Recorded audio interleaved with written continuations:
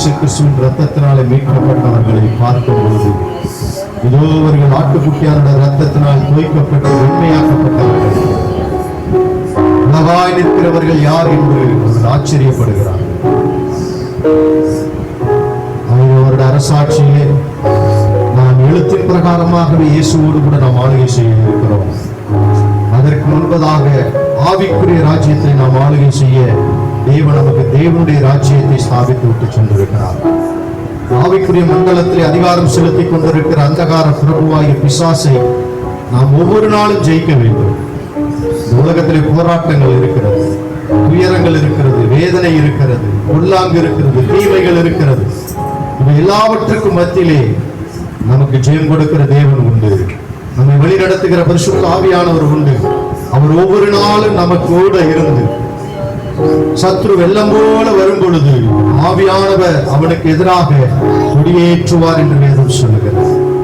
இந்த வாழ்க்கையிலே ஒவ்வொரு நாளும் நாம் ஜெயிக்க வேண்டும். சொந்த மனைவியின் மூலமாய் பிசாசு வருவார், கணவன் மூலமாய் வருவார், பிள்ளைகள் மூலமாக, வேலை செய்கிற இடத்தின் மூலமாக, நாம் யாருக்கு அதிகமாய் உதவி செய்கிறோமோ அவர்கள் மூலமாக வருவான். அந்த பிசாசின் தந்திரங்களை நாம் அறிந்து கொண்டவர்களாக, அதற்கு எதிர்த்து நிற்க திராணி உள்ளவர்களாக, சர்வாயுத வர்க்கத்தை நாம் தரித்தவர்களாய் நிற்க வேண்டும். நமக்குள்ளே ஏற்கனவே இயேசு கிறிஸ்துவை உயிரோடு எழுப்பின அந்த மகா மேன்மையான வாக்குத்தத்தங்கள் உள்ள அந்த வல்லமை நமக்குள்ளே இருக்கிறது. வல்லமை ஒவ்வொரு நாளும் நாம் வாழ்க்கையில் பிரயோஜனப்படுத்த வேண்டும். ஒவ்வொரு நாளும் அதை அபியாசப்படுத்தி நமக்கு எதிராக வருகிற யோர்தானையும் எரிகோ கோட்டைகளையும் இடித்து தகர்த்து வெற்றி நடை போடத்தக்கதாக நமக்கு தேவன் பலனை கொடுத்திருக்கிறார். நம்மை பார்த்துதான் சொல்கிறார், அழகாய் நிற்கின்றவர் யார் இவர்கள்? சேனை தலைவனாக இயேசுவின் ரத்தத்தினால் தோய்க்கப்பட்ட நம்மை கர்த்தர் இன்றைக்கும் ஆசீர்வதிக்க சுத்தமுள்ளவராய் இருக்கிறார். அவருடைய சமூகத்தை நாடுங்கள், நித்தம் நாடுங்கள். இந்த சமூகத்திலே பேரானந்தம் உண்டு, அவருடைய சமூகத்திலே நித்திய பேரின்பம் உண்டு என்று வேதம் சொல்கிறது. அது எங்கேயும் கிடைக்காது. கொஞ்ச நேரம் கிடைக்கும், சினிமா தியேட்டர்ல கிடைக்கலாம், ஒரு டிவி சீரியல்ல கிடைக்கலாம், கொஞ்ச நேரம் மனசு விட்டு உறவினர்களோட பேசும்போது கொஞ்சம் கிடைக்கலாம். ஆனால் நிரந்தரமான பேரின்பம், நிரந்தரமான நித்தியமான ஆனந்தம் இயேசுவோடு நாம் அமரும் பொழுது, அவருடைய சமூகத்திலே அமரும் பொழுது, அப்படி வார்த்தையை கவனிக்கும் பொழுது நான் நிச்சயமாய் சொல்லுகிறேன், அன்றைக்கு அந்த மரியாள் தன்னை விட்டு விடுபடாத நல்ல பங்கை தெரிந்து கொண்டார். அந்த ஒரு மரியாளை பார்த்துதான் சொன்னான், மார்த்தாளே மார்த்தாளே, நீ ஏன் பற்பல வேலைகளை குறித்து கவலைப்படுகிறாய்? தேவையானது ஒன்று. மரியாள் எப்படி உட்கார்ந்து இருக்கிறார்? 5000 பேருக்கு போஷித்த நான் இந்த குடும்பத்துக்கு போஷிக்க மாட்டேனா? தேவ வார்த்தையை கேளுங்கள், தேவ வார்த்தைக்கு முக்கியத்துவம் கொடுங்கள், தேவனுக்கு முக்கியத்துவம் கொடுங்கள். முதலாவது தேவனுடைய ராஜ்யத்தையும் நீதியும் தேடும் பொழுது எல்லாம் கூட கொடுக்கப்படும். எத்தனை பேர் ஆமென் சொல்ல முடியும்? ஹல்லேலூயா, ஹல்லேலூயா. ஒரு முறை கூட பாடுவோமா? ராஜாதி ராஜனாம் இயேசு எல்லாரும்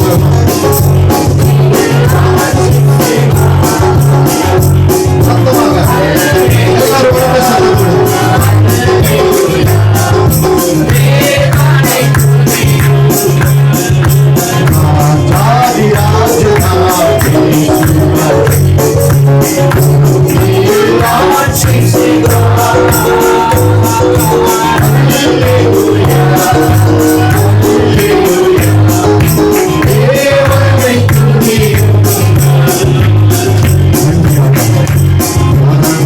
ஒப்பு கொடுக்கிறோம்.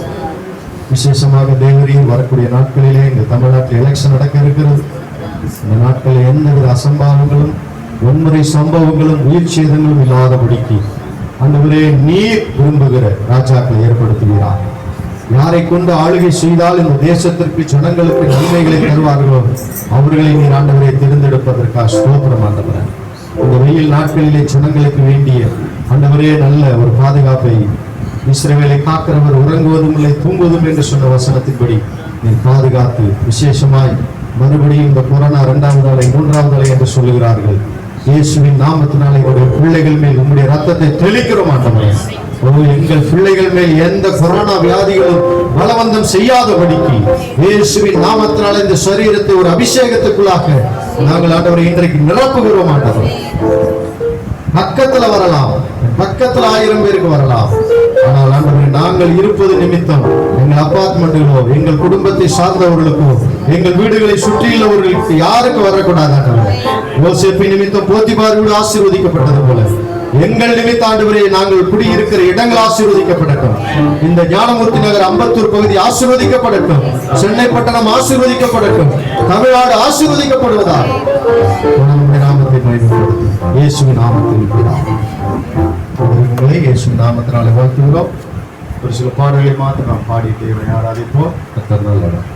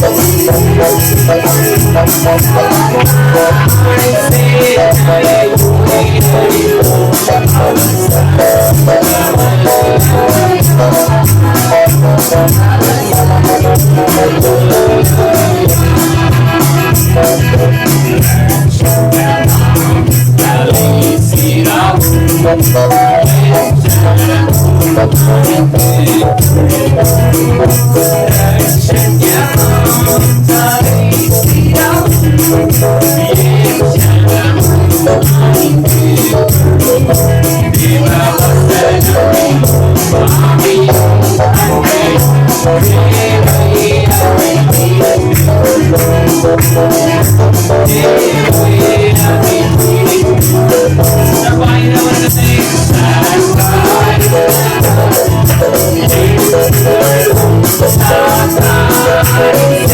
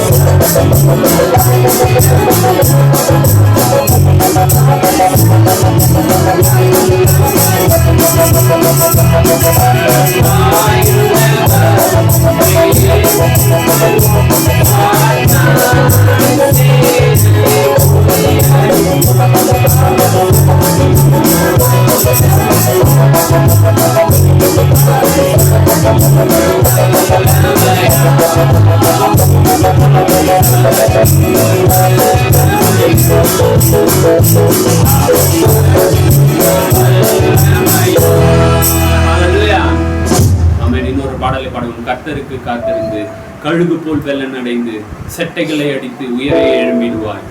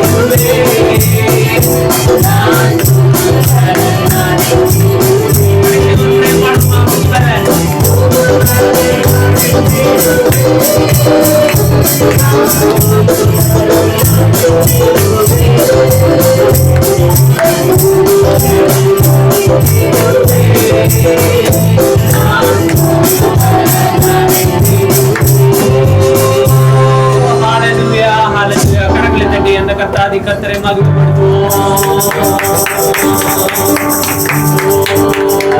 ஹalleluya ஹalleluya ஹalleluya ஹalleluya ஆமென்.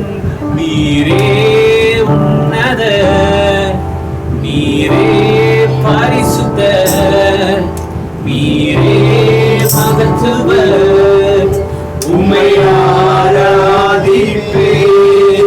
நீரே உன்னத, பணமா நீரே பரிசுத்த, நீரே மகத்துவர், உம்மை ஆராதிப்பேன்.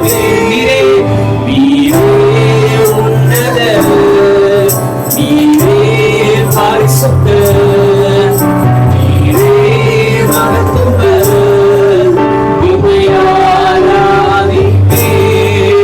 நீரே உன்னத, நீரே பரிசுத்த, நீரே மகத்துவர், உம்மை ஆராதிப்பேன். ஏலோலாம் நீரே, உமக்கு ஆரம்பம். ஏலோலாம் நீரே, உமக்கு ஒன்றும் இல்லையே. ஏலோலாம் நீரே, உமக்கு ஆரம்பம் இல்லையே. ஏலோலாம் நீரே, உமக்கு ஒன்றும் இல்லையே. உம்மை அறிந்தவர் இல்லையே, உம்மை புரிந்தவர் இல்லையே, உம்மை கண்டவர் இல்லையே. உமக்கு ஒன்றும் இல்லையே. உம்மை அறிந்தவர் இல்லையே, உம்மை புரிந்தவர் இல்லையே, உம்மை கண்டவர் இல்லையே. உமக்கு ஒன்றும் இல்லையே. நீரே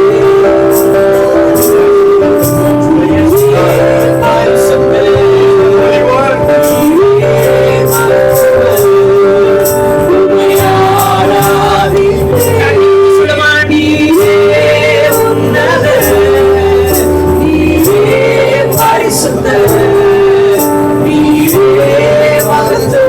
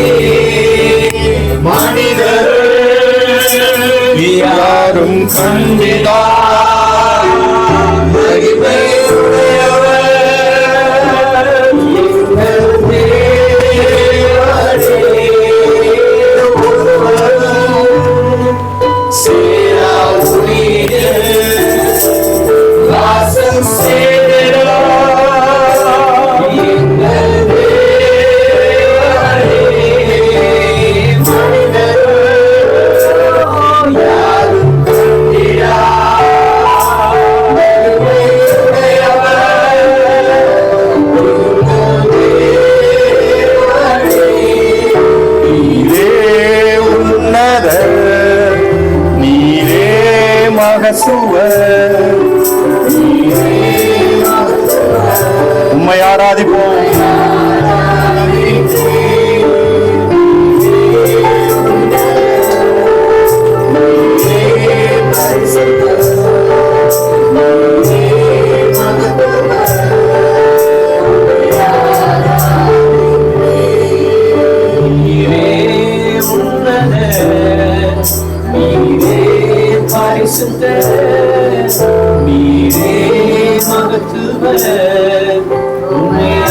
Yes. Glory. தேவனாகிய கர்த்தர் ஒருவரையே ஆராதனை செய்வாயாக. அவர் எதை விட்டு கொடுத்தாலும் தனக்குரிய மகிமையை விட்டு கொடுக்க மாட்டார். லூசிபர் தேவனுடைய சமூகத்திலே இரண்டாவதாக இருந்தான். ஆனால் கர்த்தருடைய மகிமையை அவன் எடுத்துக்கொள்ள முயற்சித்த பொழுது அவன் இருதயம் பெருமையினால் நமக்கு மேலே யாரும் இல்லை என்று அவன் மேட்டிமை கொண்ட பொழுதோ அவன் பாதாளத்திலே தள்ளப்பட்டான். அதிலிருந்து இன்று வரைக்கும் அவன் கர்த்தரை ஆராதிக்கிற பிள்ளைகளுக்கு இடைஞ்சல் கொடுத்துக்கிட்டே இருப்பான், தொந்தரவு கொடுத்து கொண்டே இருப்பான். அவனுடைய வேலை அதுதான். ஆனால் எல்லாவற்றின் மேல் வெற்றி சிறந்த கிறிஸ்து நம்மளோடு இருக்கிறார். அவனுடைய தலையை நசுக்கின கிறிஸ்து நம்மளோடு கூட இருக்கிறார். இப்ப தலை நசுக்கப்பட்ட சர்ப்பம் மாதிரி கொஞ்சம் பலன் இருக்கு அவனுக்கு. எவனை விழுங்கலாமோன்னு வகை தேடிக்கிட்டு இருக்கிறான். அதை மேற்கொள்ளத்தக்க சர்வாயுத வர்க்கத்தை கர்த்தர் நமக்கு கொடுத்திருக்கிறார். கரங்களை தட்டி தேவனை ஸ்தோத்திரம் பண்ணுவோம். ஸ்தோத்திரம் ஸ்தோத்திரம். நன்றி ஆண்டவர், இயேசுவின் நாமத்தில் பிதாவே. Please be seated. தயவு செய்து உட்காருங்க. சிறுபிள்ளையில் வசனம் சொல்லுங்க.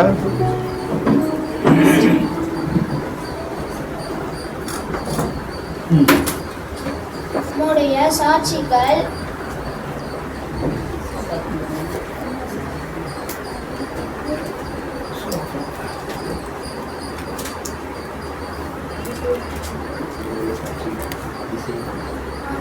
சாட்சிகள் அதிசயமானவைகள் ஆகையால் என் ஆத்துமா அவைகளை கை கொள்ளும். உம்முடைய வசனத்தின் பிரசித்தம் வெளிச்சம் தந்து வேதைகளை உணர்வுள்ளவர்களாகும். உமது கற்பனைகளை நான் வாஞ்சிக்கிறபடியால் என் வாயை என்று திறந்து அவைகளுக்கு ஏங்குகிறேன். உம்முடைய நாமத்தை நேசிக்கிறவர்களுக்கு வழங்கும் நீதியின்படியே என்னை நோக்கி பார்த்து எனக்கு இரங்கும்.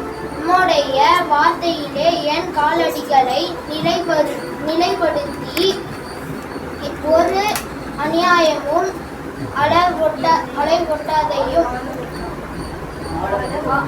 ஆளவொட்டாதையும் மனுஷர் செய்யும் இடுக்கத்துக்கு என்னை விலக்கி விடுவித்தருளும். அப்பொழுது நான் உம்முடைய கட்டளைகளை காத்து கொள்ளுவேன். உமது அடியேன் மேல் உமது முகத்தை பிரகாசிக்க பண்ணி உமது பிரமாணங்களை எனக்கு போதியும். உம்முடைய வேதத்தை மனுஷர் காத்து நடவாதபடியால் என் கண்களில் இருந்து நீர்த்தரைகள் ஓடுகிறது. சங்கீதம் 119 129 134.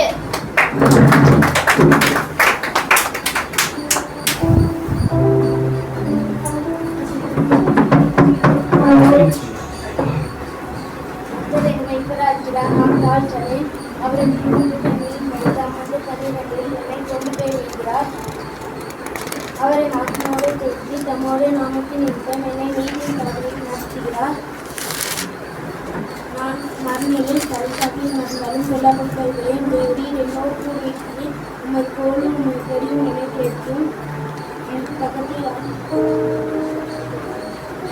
என் சத்துக்களுக்கு முன்பாக நீர் என் தந்தையை ஆய்த்து வைத்து என் தலையை எண்ணெயால் அபிஷேகம் உள்ளது. என் பாத்திரம் நிரம்பி வருகிறது. என் ஜீவனுள்ள நாளெல்லாம் நன்மையும் தீர்வையும் என்னை தொடரும். நான் தேவனுடைய வீட்டிலே கர்த்தருடைய வீட்டிலே நீடித்த நாட்களாய் நிலைத்திருப்பேன். சங்கீதம் 23:2-6.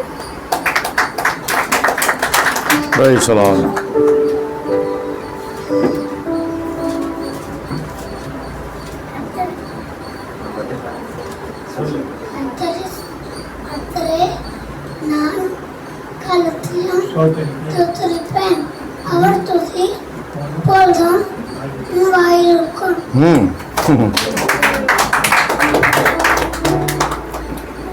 பிறந்த நாள் அறிவிப்புகள் எல்லாரும் காணிக்கை கவர் கொடுத்துருங்க. 24ஆம் தேதி ஜெர்சாவுடைய சகோதரருக்கும் பால் சந்துரு அவர்களுக்கும் பிறந்த நாள். கர்த்தர்களை ஆசீர்வதிக்கும்படி கர்த்தரை ஸ்தோத்திரம் பண்ணுவோம்.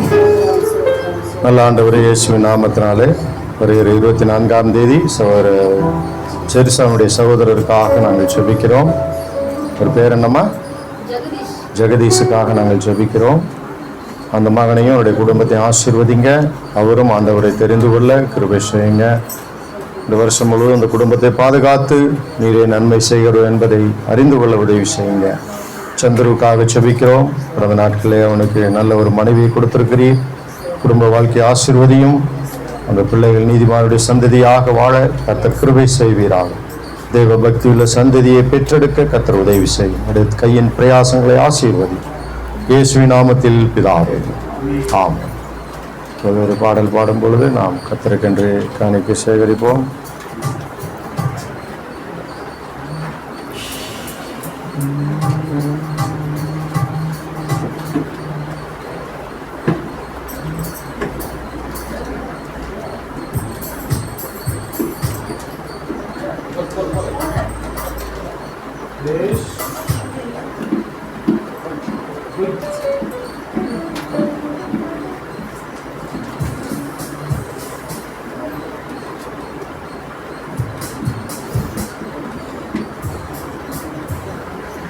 மனதுருகும் தெய்வமே ஏசையா, உம்மை மனதார துதிப்பேன் சோத்தரிப்பேன்.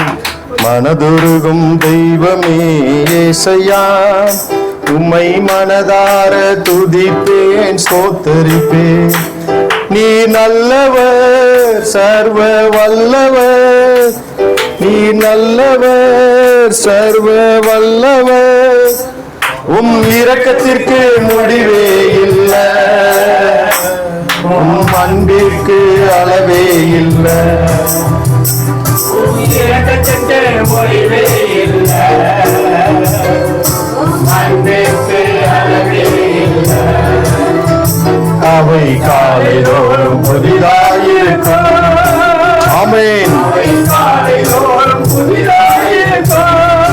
மெய்யாக எங்களது பாடுகளை ஏற்றுக்கொண்டு துன்பங்களை சுமந்து கொண்டே, மெய்யாக எங்களது பாடுகளை ஏற்றுக்கொண்டு துன்பங்களை சுமந்து கொண்டே, ஐயா துன்பங்களை சுமந்து கொண்டே, ஐயா துன்பங்களை சுமந்து கொண்டே. நீ நல்லவர் சர்வ வல்லவர். ஆமென். நல்லவர் வல்லவர். உம் இரக்கத்திற்கு முடிவே இல்லை, அன்பிற்கு அளவே இல்லை. Praise Jesus. உம் இரக்கத்திற்கு முடிவே இல்லை, உம் அன்பிற்கு அளவே இல்லை. அவை காலைதோறும் புதிதாயிருக்கும், அவை காலைதோறும் புதிதாயிருக்கும். மனதுருகும் தெய்வமே ஏசையா, உம்மை மனதார துதிப்பேன் சோதரிப்பேன். மனதுருகும் தெய்வமே ஏசையா, உம்மை மனதார துதிப்பேன் சோதரிப்பேன். படைக்கப்பட்ட காணிக்கைகளுக்காக தெய்வ செய்திக்காக கர்த்தரை ஸ்தோத்திரம் பண்ணுவோம். ஸ்தோத்திரம் ஸ்தோத்திரம் ஸ்தோத்திரம். ஆண்டவராகிய இயேசு நாமத்தினாலே வந்திருக்க உங்கள் யாவரையும் வாழ்த்துகிறோம், வரவேற்கிறோம். கடந்த சில மாதங்களாக தேவன் நமக்கு நன்மை செய்கிறவராக வெளிப்படுகிறார் என்ற சத்தியத்தின் அடிப்படையிலேயே நாங்கள் போதித்து வருகிறோம். எப்படியெல்லாம் வேத புத்தகத்திலே பரிசுத்தவான்களுக்கு தீமைகள் வந்த பொழுது அவர் நன்மையாக அதை திருப்ப பண்ணினார் என்பதை வேத ஆதாரங்களோடு கூட நாம் கற்றுக்கொண்டு வருகிறோம். இன்றைக்கு தானியேலை தொடர்ந்து நம்ம பார்த்துட்டு வர்றோம். சிறையிருப்பின் தேசத்திலே, அடிமையாக போன தேசத்திலே தானியேல் காரியம் எப்படி இருந்தது? ஜெயமா இருந்தது. சொல்லுங்க, பக்கத்துல இருக்கவங்க பார்த்து சொல்லுங்க, உன் சூழ்நிலை எப்படி இருந்தாலும் உன் காரியம் ஜெயமா இருக்கும். ஜெயம் கொடுக்கிற தேவனுக்கு ஸ்தோத்திரம். ஆமா. ஏன் அறிக்கை செய்ய சொல்றோம்னா, இத பிசாசும் கேட்பான், கர்த்தரும் கேட்பாரு. ஆமென், அல்லேலூயா. நல்லா கவனிங்க, நம்முடைய வாழ்க்கையில சிறையிருப்பு எப்படி வேணாலும் வரலாம். இவன் உண்மையாகவே ராஜா பிடிச்சிட்டு போயிட்டாங்க பாருங்க. அவனே சொல்றான் பாருங்க, 5ஆம் அதிகாரம், தானியேல் 5ஆம் அதிகாரம் 13 படிங்களேன். அப்பொழுது தானியேல் ராஜாவின் முன் உள்ளே அழைத்து வந்து விடப்பட்டான். ராஜா தானியேலை பார்த்து, நீ என் பிதாவாகிய யூதாவிலிருந்து சிறைப்பிடித்து வந்த யூதரில் ஒருவனாகிய தானியேல் அல்லவா? யாருன்னா, இது நேபுகாத்நேச்சாருடைய பையன் பேசுறார். என்ன நடந்தது அதை தான் இன்னைக்கு அதுல இருந்து தான் நம்ம சில காரியங்களை கற்றுக்கொள்ள போறோம். நேபுகாத்நேச்சார் தேவனுடைய ஆலயத்தை இடித்து ஒரு பொருளை கிளப்பி விட்டாங்களாம். சால்மோன் கட்டின ஆலயத்துல செங்கலுக்கு பதிலாக என்னத்தை வச்சு கட்டிட்டான்? தங்கத்தை வச்சு கட்டிட்டான்.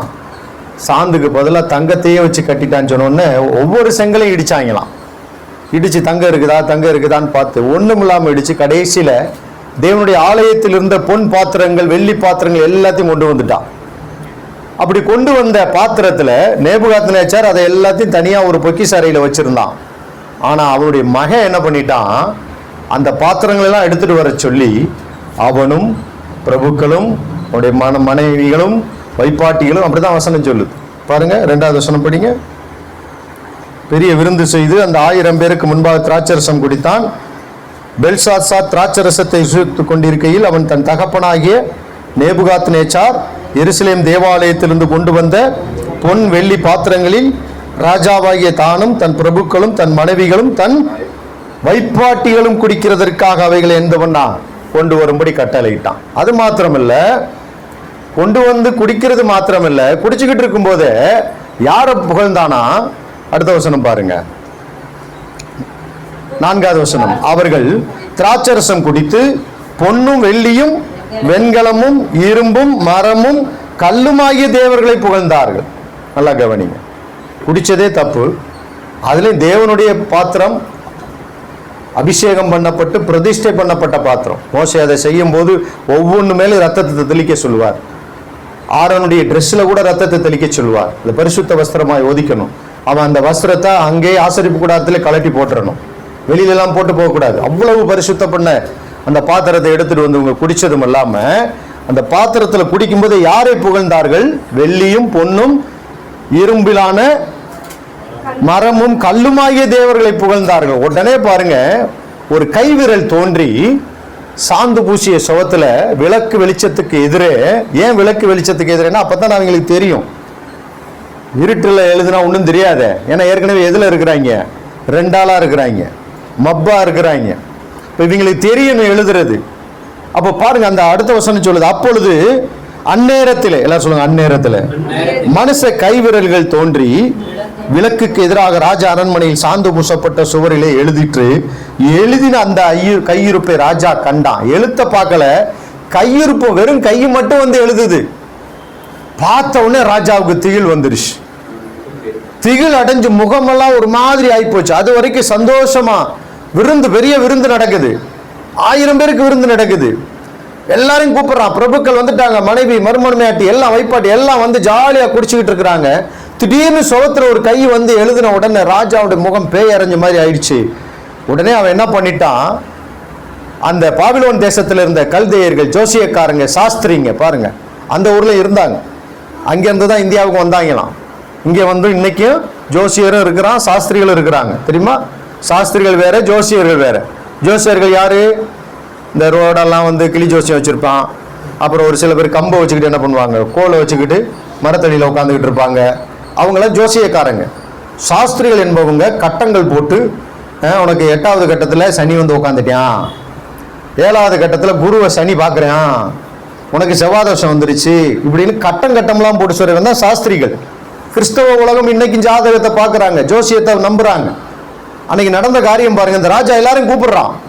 என்னன்னு கேளு, என்னன்னு பாருன்னா இருக்கிற சகல ஞானிகளையும் கூப்பிடுறான். ஒருத்தனுக்கு அர்த்தம் சொல்ல தெரியல. அவங்க எல்லாம் அப்படியே முடிச்சுக்கிட்டு இருக்கிறாங்க. உடனே ராஜா ஒரு பரிசை அறிவிக்கிறார். இந்த கையுறுப்பு எழுதின எழுத்தினுடைய அர்த்தத்தை சொல்லி அதுக்கு விளக்கம் சொல்றவனுக்கு என்ன, 3வது அதிபதி ஆக்கப்படுவான், ரத்தாம்பரம் பொருத்தப்படும், அவனை கனப்படுத்துவான்னு சொல்லி பறையறிவிச்சிட்டான். எல்லாராலையும் முடியல. அப்ப பாருங்க, ஒரு ராஜாத்தி யாருன்னா நேபுகாத்நேச்சாருடைய மனைவி, இவங்களுடைய அம்மா ராஜாத்தினே போட்டிருக்கு பாருங்க. 10வது வசனம் படிங்க. ராஜாவும் அவருடைய பிரபுக்களும் சொன்னவைகளை ராஜாத்தி கேள்விப்பட்டு, ராஜாத்தினா பெல்ஷாத்சாருடைய மனைவி இல்லை, ஏன்னா மனைவியை வரிப்பாட்டில என்ன பண்ணிட்டு இருக்கிறாங்க, இங்க அவனோட சேர்ந்து குடிச்சுக்கிட்டு இருக்கிறாங்க. ராஜாத்தி என்பவள் நேபுகாத்நேச்சாருடைய மனைவி, இவனுடைய அம்மா, ராஜஸ்திரீ என்று சொல்வார்கள். அவ வர்ற அதை கேள்விப்பட்டு, ஏன்னா அவளுக்கு தெரியும் ஏற்கனவே நேபுகாத்நேச்சார் ஒரு சொப்பனத்தை கண்டு என்ன பண்ணிட்டாரு, மறந்து போயிட்டாரு. அப்போ அந்த சொப்பனத்தையும் சொல்லி அதுக்கு விளக்கமும் சொன்ன ஒருத்தர் இருக்கிறான்பா அப்படின்னு இந்த ராஜாத்தி வந்து ராஜாவுக்கு சொல்றாரு. பாருங்க, ராஜாத்தி கேள்விப்பட்டு விருந்து சாலைக்குள் பிரவேசித்தாள். அப்பொழுது ராஜாத்தி, ராஜாவை நீர் என்று வாழ்க, உமது நினைவுகள் உம்மை கலங்க பண்ணவும் உமது முகம் வேறுபடவும் வேண்டியதில்லை. உம்முடைய ராஜ்யத்துல ஒரு புருஷன் இருக்கிறான். எல்லாம் சொல்ல, ஒரு புருஷன் இருக்கிறான். இந்த இந்திய தேசத்துல இந்து தேசம் சொல்லி பிரகடனப்படுத்த போறாங்களாம். ஒரு அம்மா சொல்றாங்க, ஸ்டேடியத்துக்கு மாத்திரம் மோடியில, நீ இந்தியாவுக்கே மோடின்னு பேர் வச்சாலும் வைப்பாங்கன்றாங்க. இப்படிப்பட்ட ஒரு தேசத்துல அந்த ராஜாவுக்கு ராஜாத்தி சொல்லணும், இங்க ஒரு புருஷன் இருக்கிறார். அல்லேலூயா. அவன் எப்படிப்பட்டவன், அவனுக்குள் பரிசுத்த தேவனுடைய ஆவி இருக்கிறது. உம்முடைய பிதாவின் நாட்களில் வெளிச்சமும் விவேகமும் தேவர்களின் ஞானத்துக்கு ஒத்த ஞானமும் அவனிடத்தில் காணப்பட்டது. என்ன சொல்ல வரேன், நான் இந்த பகுதியெல்லாம் நீங்க படிச்சு பார்த்தீங்கன்னா, இந்த தானியேலுடைய காரியம் சிறைப்பட்ட தேசத்துல ஜெயமாய் இருந்ததுக்கு முதல் காரியம் சொன்னேன், அவனுடைய இருதயத்தில் அவன் என்ன பண்ணி கொண்டான், தீர்மானம் எடுத்தான். ஃபர்ஸ்ட், எங்க இருந்தாலும் சரி நான் கர்த்தருக்கு என்று வைராக்கியமா ஜீவிப்பேன். பாபிலோன்ல தான் இருக்கிறோம், பாபிலோன்ல தான் எல்லாம் நடக்குது. ராஜாவே பெர்மிஷன் கொடுத்துட்டான், நீ இதெல்லாம் சாப்பிடலாம், இப்படியெல்லாம் நீ அனுபவிக்கலாம். ஆனா அப்படிப்பட்ட சூழ்நிலையிலும் கூட அவன் தன்னுடைய இருதயத்தில் தீர்மானம் எடுத்தபடினால் அவனுடைய ராஜ்யம், அவனுடைய காரியம் ஜெயமாய் இருந்தது. இரண்டாவது, அவனுக்குள் இருந்த ஞானம் அவன் காரியத்தை ஜெயமாய் மாற்றினது. ராஜாவை தேடி இவன் போகல, இவனை தேடி தான் யார் வந்தாங்க, ராஜா தேடி வர்றார். அப்ப நன்றாய் புரிந்து கொள்ளுங்கள் அருமையானவர்களே, உங்களுடைய காரியம் எப்படிப்பட்ட உலகமே பஞ்சத்துல கடந்தாலும், ஈசாக்கு அந்த தேசத்துல என்ன பண்ணானா, விதை விதைத்தான். என்ன நடந்ததுங்க, ஏன், கர்த்தர் சொன்னார், உங்க அப்பனை மாதிரி நீ எங்க போகாத, பஞ்ச காலத்துல எகிப்துக்கு போயிடாதரா. ஏன்னா நம்மளுடைய அனுபவம் என்னன்னா, நம்ம முன்னோர்கள் என்ன செஞ்சாங்க, ஒண்ணுல ஒரு திடீர்னு ஒரு உடம்பு முடியல, உடனே நம்ம என்ன செய்வோம், பெரியவங்க கிட்ட கேட்போம், சோத்திரம், அவங்க ஒரு வைத்தியம் சொல்லுவாங்க.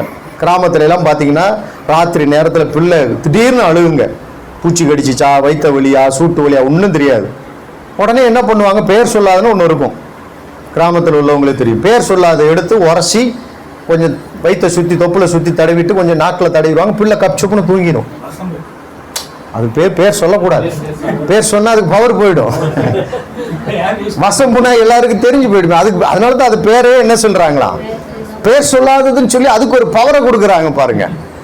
இப்ப நம்ம யாரு, மாமியார் மாமனாரத்தை முதல்ல வந்தவொடனே துரத்தி விட்டுறோம்.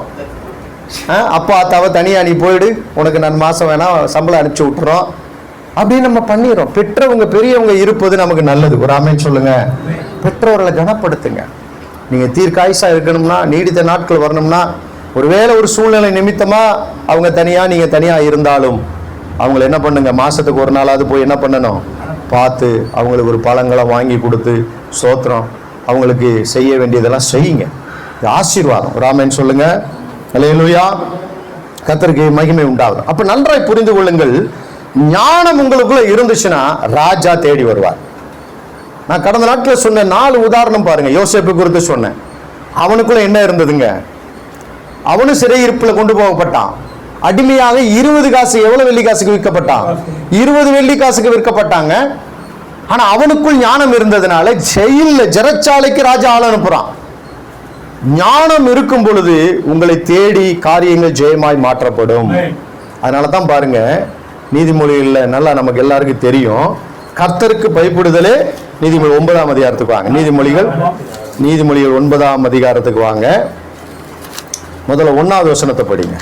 ஞானம் தன் வீட்டை கட்டி ஞானம் என்னத்தை கட்டுமா? ஞானம் தன் வீட்டை கட்டி தன் 7 தூண்களினால அதை ஸ்திரப்படுத்தணுமா? அப்போ ஒரு வீடு கட்டுறதுக்கு தூண் ரொம்ப முக்கியம். கர்த்தருக்கு ஸ்தோத்திரம் உண்டாவதா. ஒரு வீட்டை கட்டுறதுக்கு எது முக்கியம்? தூணு முக்கியம். நேற்று ஒரு பிரச்சாரத்தை பார்த்தேன்.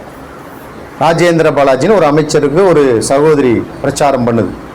இந்த ராஜபாளையம் ஏரியாவில் அதிமுகவுடைய தூணாக நம்ம ராஜேந்திர பாலாஜி இருக்கிறார் அப்படின்னு சொல்லிச்சு. ஸ்தோத்திரம். சிஸ்டர் சிரிக்கிறாங்க, அவங்க ஊர் பக்கத்து ஊருக்காரர் அவர். ஸ்தோத்திரம். அப்போ நல்லா கவனிங்க, தூண் என்று சொல்லும்போது ஸ்ட்ராங்குக்கு அடையாளம். அப்ப ஞானம் தன் வீட்டை கட்டி அப்படின்னா எப்படி வீட்டை கட்டுமா? அதே நீதிமொழியில் சொல்லுது, புத்தியுள்ள ஸ்திரீ தன் வீட்டை கட்டுகிறாள். நல்லா கவனிங்க. அப்ப வீடை கட்டுறது புத்தியுள்ள ஸ்திரீ கையில இருக்குது. ஆம்பளை என்னதான் சம்பாதிச்சு போட்டாலும், ஆம்பளை தான் என்னதான் கோடிக்கணக்கில் கொண்டாந்து கொடுத்தாலும், புத்தியுள்ள ஸ்திரீயா இருந்தா தான் அந்த வீடு என்ன பண்ணப்படும்? கட்டப்படும். அதே வசனத்திலே சொல்லப்படுது, புத்தி இல்லாத ஸ்திரீயோ தன் கைகளினாலே என்ன பண்றாளாம்? என்ன பண்றாளாம்? இடித்து போடுறா. குடும்பம் ஏன் சீர்குலைஞ்சு இருக்குது? குடும்பம் ஏன் சின்னாபின்னமா இருக்குது? குடும்பம் ஏன் இன்னும் ஆசீர்வாதம், நல்லா சம்பாதிச்சு ஒரு சமாதானம் இல்லை, ஒரு ஆசீர்வாதம் இல்லை, கொஞ்ச நாள் சந்தோஷமா இருக்குதுன்னா, கவனிங்க, நான் சொல்லலை, வேதம் சொல்லுது, புத்தி இல்லாத ஸ்திரீ தன் வீட்டை தன் கைகளினாலே என்ன பண்ணி கொண்டு இருக்கிறார். யோசித்து பாருங்க. ஏன் நம்ம வீட்டில் இந்த பிரச்சனை? ஏன் நம்ம குடும்ப வாழ்க்கையில ஒரு சந்தோஷம் இல்லை? ஏன் நம்ம குடும்ப வாழ்க்கையில ஒரு வருமானத்துல உயர்வு இல்லை? எல்லாரும் சம்பாதிக்கிறோம், ஆனா வீட்டுல ஒரு நல்ல நிலைமை இல்லை, தரித்திரம் காணப்படுகிறதே. காரணம் என்ன? ஞானத்தினாலே வீடு கட்டப்பட வேண்டும். அப்ப அந்த ஞானம் எப்படி வருமா? நீதிமொழி 9ஆம் அதிகாரத்திலே 9-10 வசனங்களை படிங்க. யாருக்கு தான் போதகம் பண்ணணும்? இப்ப நான் ஏன் போதகம் பண்ணிட்டு இருக்கேன் தெரியுமா? உங்களை எல்லாம் ஞானவான் நினைச்சு போதகம் பண்ணிட்டு இருக்கிறேன். ஞானவான்களா ஒரு ஆமேன் சொல்லுங்க. அல்லேலூயா. ஏன்னா ஞானம் இருக்கிறவனுக்கு தான் போதிச்சா அவனுக்கு என்ன கிடைக்கும்? பைத்தியக்காரன்ட்ட போய் போதிச்சா என்ன கிடைக்கும்? தோத்திரம். அவன் என்னமோ எரும மாட்டுல மழை பெஞ்ச மாதிரி அவன் என்ன பண்ணுவான்? இப்போ நம்ம தான் ஒரு பைத்தியம்னா இது ஒரு பைத்தியம் என்னத்தையும் கத்திட்டு கிடக்குது பாரு. பவுல் அப்படித்தானே சொன்னாங்க அத்தேனை பட்டணத்துல. பவுல் இந்த பைத்தியக்காரன், இந்த பேனை, அவனுக்கு பேரே என்ன சொன்னாங்க பாருங்க. அப்போஸ்தலர் நடபடிகள். இவன் ஏதோ நூதனமா பேசுறானப்பா, இவனும் என்ன சொல்றான்னு பார்ப்போம். இந்த வாயாடி, அவனுக்கு பேர் என்ன சொன்னாங்க? இந்த வாயாடி என்ன சொல்றான்னு பார்ப்போம் அப்படின்றான். பவுலை பத்தி வாயாடின்னு சொல்றான். அப்ப நன்றாய் புரிந்து கொள்ளுங்கள் அருமையானவர்களே. ஞானம் உள்ளவனுக்கு போதகம் பண்ணு, அவன் என்ன அடைவான்? ஞானம் அடைவான். அடுத்த வசனம் சொல்லுது, கர்த்தருக்கு பயப்படுதலே. அப்ப தானியேலுக்குள்ளே, யோசேப்புக்குள்ள ஞானம் வந்ததுனால ஜெயம் வந்தது. அவர்களுக்கு ஞானம் எப்படி வந்தது? வேற எங்கேயும் போய் அவங்க கற்றுக்கொள்ளல. அவங்க கர்த்தருக்குள்ளாக தன்னை திடப்படுத்தி கொண்டார்கள். கர்த்தருடைய வார்த்தைக்கு முக்கியத்துவம் கொடுத்தாங்க. பல பிரச்சனைகள் வந்துச்சு யோசேப்புக்கும், தானியேலுக்கு பல பிரச்சனைகள் வந்துச்சு. ஜெபம் பண்ணான்னு சொல்லிட்டு பிடிச்சி சிங்கக்கபிகளை போட்டானுங்க. இவ்வளவுக்கு ராஜ்யத்துல 2வது அதிபதி அவன். நேபுகாத்நேச்சார் ராஜ்யத்துல 2வதா இருந்தான். அவ்வளோ அப்படின்னா என்ன? பிரைம் மினிஸ்டருக்கு அடுத்து நீங்க பாத்தீங்கன்னா நம்முடைய கேபினெட்ல பாத்தீங்கன்னா உள்துறை அமைச்சர்பாங்க, அமித்ஷா இருக்கிறார் 2வது ஸ்தானத்துல. அது போல இருந்தவனையே தூக்கி சிங்கக்கபில போடுறாங்க. அப்போ உங்களுக்கு எனக்கு பிசாசு என்ன பண்ணுவான்? அப்ப இப்படிப்பட்ட ஞானம் உள்ள நாம் கர்த்தருக்கு பயப்படும் பொழுது இந்த ஞானம் என்ன பண்ணும்? நமக்கு காரியத்தை ஜெயமாய் மாற்றும். அதனால தான் நீதிமொழி 4ஆம் அதிகாரத்துல அவர் எழுதும்போது தெளிவா சொல்றார் பாருங்க. 5வது வசனத்திலிருந்து படிங்க. நீதிமொழிகள் 4ஆம் அதிகாரம். எதை சம்பாதிக்கணும்? எதை சம்பாதிக்கணும்? எங்க போய் சம்பாதிக்க முடியும் சொல்லுங்க? வேலை செஞ்சா சம்பளம் கொடுப்பாங்க. நம்ம சயின்ஸ் தெரியும்னா சயின்ஸை பற்றி படித்தா சயின்ஸ் தெரியும். எங்கள் ஏஞ்சல் அன்றைக்கி ஒரு சூட்கேஸ் மாதிரி வச்சுருந்தா, திறந்து பார்த்தா ஒவ்வொரு குண்டூசிலையும் ஒரு பூச்சியை. தோத்திரம். பாருங்கள், படிக்கிறதுக்கு 10-15 உயிரை கொண்டு, அது கூட என்னென்னா நசுங்க கூடாதான், அதுவாகவே சாகணுமா. தோத்திரம். அப்படி பண்ணியிருந்தாங்க. பாருங்கள், படிக்கிறதுக்கு பூச்சியை பிடிச்சி அதுக்கு ஒவ்வொன்றுக்கும் ஒரு பேரை கொடுத்து, தோத்திரம், ஒவ்வொன்றுக்கும் ஒரு வித்தியாசமான பேராக இருக்குது. அப்படி படித்தா சயின்ஸ் தெரியும். கணக்கு படிக்கணும்னா கணக்கு தெரியும். அல்ஜிப்ரா படிக்கணும். ஆனால் இந்த ஞானத்தை சம்பாதிக்கணும். எப்படி சம்பாதிக்கணும்? அடுத்த வசனத்தை படிங்க, தொடர்ந்து படிங்க.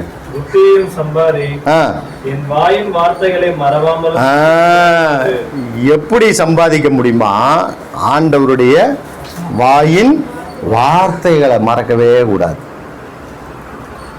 ஒன்றும் இல்லைங்க. உங்களுக்கு ஞானமே இல்லை.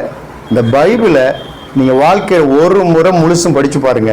நான் சொல்கிறேன், இன்னைக்கு இருந்ததை விட 10% நீங்கள் ஞானமான மாறிடுவீங்க. ரெண்டாவது தடவை படிங்க 20% ஆயிடுவீங்க. மூணாவது தடவை படிங்க 30%. அப்போ நீங்கள் 100% ஆகணும்னா 100 தடவை படிச்சுட்டீங்கன்னா நான் சொல்கிறேன், நான் உட்காந்துருவேன், நீங்கள் பிரசங்கம் பண்ணுவீங்க. அந்த அளவுக்கு கர்த்தர் ஞானத்தை. ஏன்னா இதனுடைய இந்த எழுத்துக்கள் சாதாரண எழுத்துக்கள் அல்ல. வேத எழுத்துக்கள்லாம் யாருனால எழுதப்பட்டிருக்கிறது? பரிசுத்த ஆவியானவரால் எழுதப்பட்டிருக்கிறது. எதுக்கு இது எழுதியிருக்கிறாரு? தீமோத்தேயுக்கு சொல்லும்போது நாம் எல்லாரும் தேறினவர்களாகும்படிக்கு. வாசித்து பாருங்க. 2 தீமோத்தேயு 1 தீமோத்தேயு 2 தீமோத்தேயு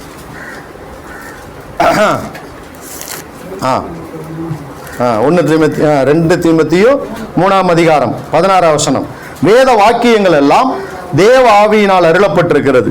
தேவனுடைய மனுஷன், நல்லா கவனிங்க, நீங்களும் நானும் தேறினவனாகவும் எந்த நற்கிரியையும் செய்ய தகுதி உள்ளவனாகவும் இருக்கும்படியாக அவைகள் உபதேசத்துக்கும் கடிந்து கொள்ளுதலுக்கும். சில நேரத்தில் பிரசங்கம் நமக்கு கடுப்பா இருக்குது, கடுப்பா தான் இருக்கும், கடிந்து கொள்ளுதோம் வசனம். சீர்திருத்தலுக்கும் நீதியை படிப்பிக்குதலுக்கும் என்னவா இருக்குதாம்? பிரயோஜனம் உள்ளதா இருக்குது. அப்ப இதை படிக்க படிக்க படிக்க நம்ம எதெல்லாம் சீர்படணுமோ அதையெல்லாம் சீர்படுத்திடும், எதையெல்லாம் விட்டு விலகணுமோ அதையெல்லாம் விட்டு விலக வச்சிடும். இதெல்லாம் வர வர வர வர ஞானம் உங்களுக்கு பயங்கரமா வந்துடும். நீங்க உட்கார்ந்துருக்கிற இடத்துல ராஜா தேடி வருவார். ராமன் சொல்லுங்க. அப்ப இந்த பைபிளை எப்படி படிக்கணும் நல்லா கவனிங்க. விஞ்ஞானமும் சொல்லுது, வேதமும் சொல்லுது.